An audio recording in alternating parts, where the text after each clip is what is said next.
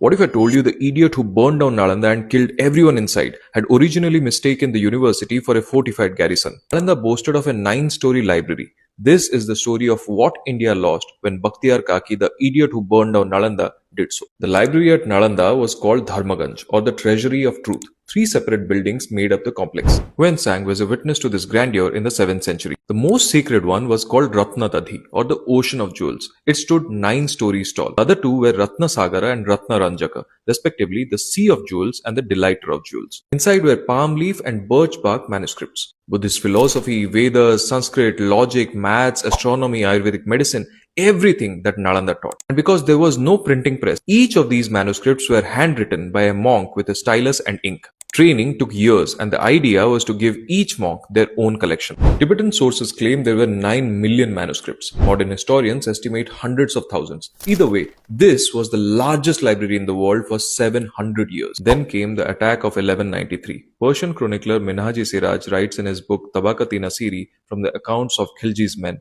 this. Muhammad Bakhtiar, by force of intrepidity, threw himself into the postern of the gateway and captured the fortress. His men took great booty, and a greater number of inhabitants were Brahmins with shaven heads. They were all slain. There were a great number of books. The soldiers summoned the Hindus to explain the books, but the whole of the Hindus had been killed. Only after getting acquainted with the contents, they realized that the fortress and the city was a university. In the local tongue, they called the university Bihar. Then the buildings were set on fire, and the library was burnt. The smoke hung over the hills like a dark cloud for days. Dharmaganja had stood since the 5th century. One army, which mistook it for a fort, burnt it in one assault. Had the remains not been found and identified by respectively Scottish and British officials, this would have been just a legend. In the next part, we talk about its rediscovery.